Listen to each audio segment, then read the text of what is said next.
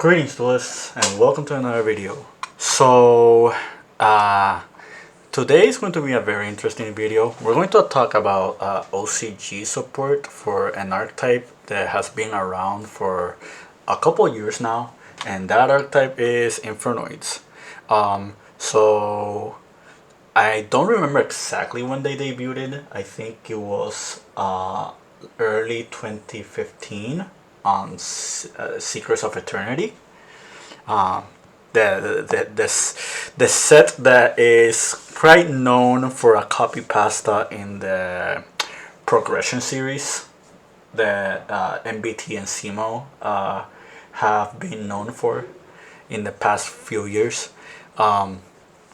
So this archetype debuted on around 2015. It was around the time right before Necros became a potent strategy, and it wasn't until like 2016, around that year, where this deck actually took off. They received like very later support, like stuff like Deviati and like the Void cards, and this deck was a really strong dominant force. For those who are unfamiliar with how this archetype worked, basically you have the low level Infernoids and the high level ones. They all banish themselves. Well, they all banish another copy of themselves to special summon them from hand. The small ones are from hand and the bigger ones are from hand or graveyard. And basically you would like start picking apart opponents' resources from the graveyard as well as from the board by just summoning these monsters. And they had like quick effects to just start banishing cards from the opponent's graveyard. To this day, this strategy has not been power crept. I think Infernoids have a ceiling of power that pretty much can contest against a lot of decks in the current format. So before we talk about the new support that came out for them, I kind of want to give a little brief history of how the deck operated in the past and things that happened to the deck or the strategy. They just like made it like not as seen or as playable. For starters, this is a build that I had on 2016. Back then we didn't have Ichizu cards, we didn't have Tear Element cards, so Card Trooper and like was one of the main ways of milling. The other way to mill consistently was summoning Dante, the Traveler of the Burning Abyss. This was another strategy that supported this theme a lot because Finnish Rhino Warrior was just a fiend enabler. You had stuff like Gallus that helped you mill cards as well. And this was a really cool deck back in the day. Slowly it just got power crept. Fairy Tail Snow was a very cool catalyst to the strategy, and now that's gone. So that was pretty much it for like this form of deck. Back then Turgai was limited, it was not a 3.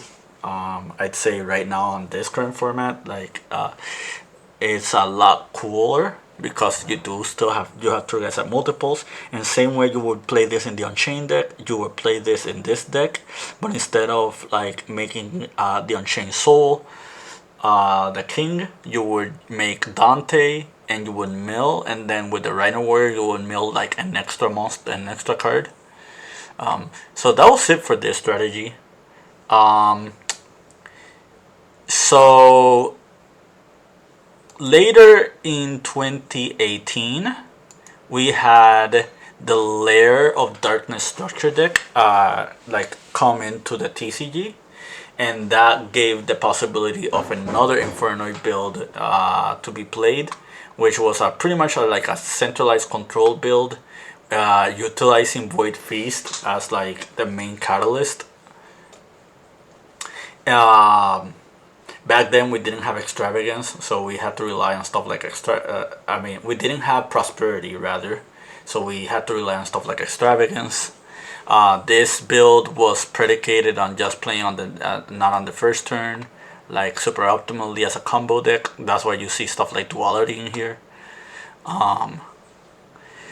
And you see Cold By here at multiples, and Gamma was at multiples because Ash Blossom really hurt this deck, like very significantly. You had Voided Imagination, which is pretty much it's kind of like a branded fusion, but it relied on your opponent having from the extra deck. So Shadow Fusion is like the better example, and you can send up to 6 Infernoids from your deck. Now that I kind of gave like a little brief history of like Infernoids as how it was played, let's talk about a few of the older cards. This allowed you to fusion summon by sending from the deck if your opponent controlled from the extra deck. This made it so you can grab a void card, but you are locked into Infernoids for the rest of the turn if you activate it. This was really dumb. Like this, basically you send a void card and you summon up to 3 Infernoids from your deck as long as the level reaches 8 and ignores summoning conditions. This detail is very important because all the Infernoids are Namis. They're pretty much like Drytrons where you can only special summon it. They cannot be normal summoned. You had this card, this Spell Trap pop. You had this was a monster pop. This is a board wipe for monsters. This was a board wipe for spell and traps. This negated spell and trap effects. This negated monster effects. They're all DD Crows, at least the lower level ones, except for the bigger ones. Decathlon was the best card in the strategy because basically you would send an Infernoid and it will copy its name, it will gain its level, and it is a tuner and it is 200 defense, so it had synergy with Rekindling, it has synergy with like other cards. You could synchro with it. As you can see, Omega was in this extra deck back when this was made. So overall, this strategy was pretty cool.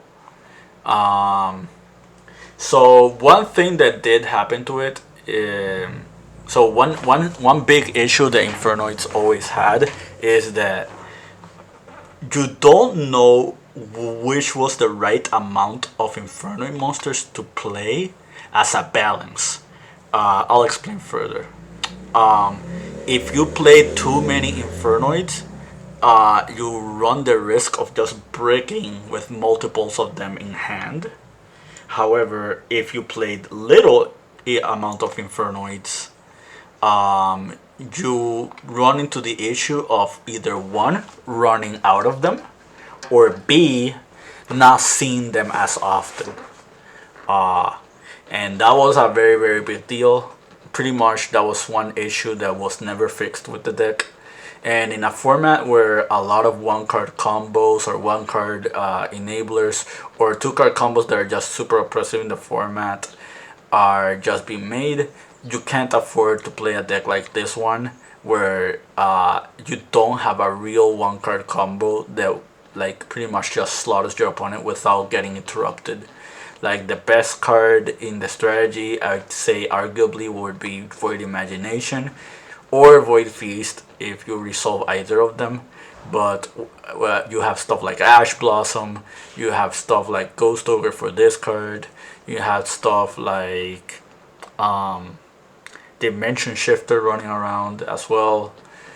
Called by the Grave is no longer at 3, it's at 1, so that's also an issue.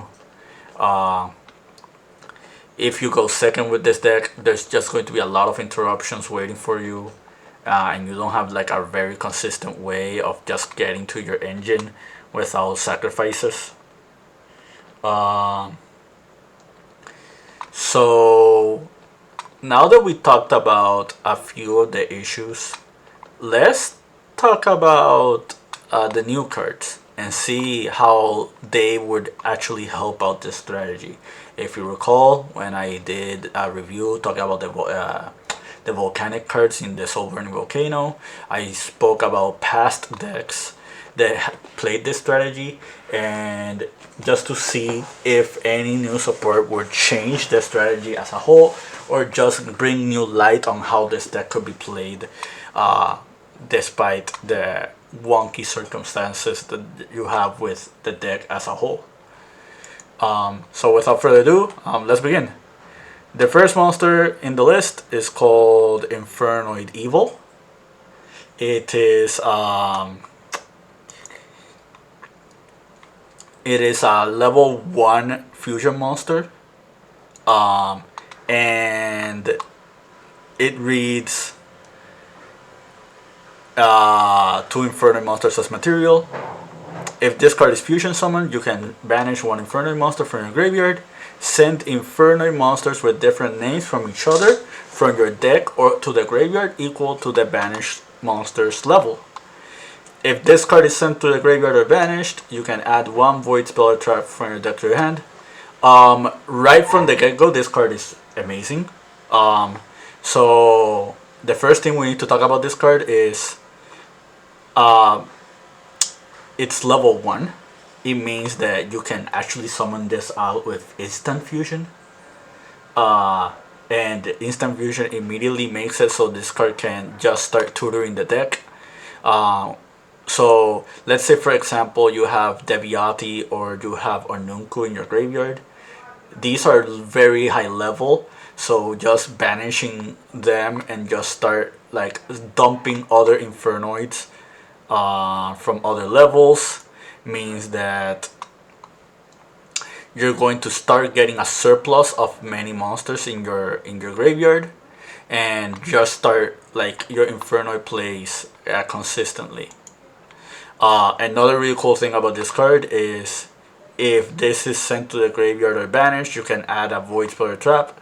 So one really cool thing you can do is that you can start playing cards like Nadir Servant, and just play like a small Dogmatica engine.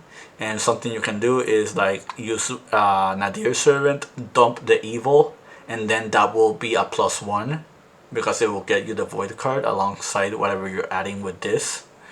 And let's say on a later turn, or like you go and banish the evil just to recur something, the evil also triggers.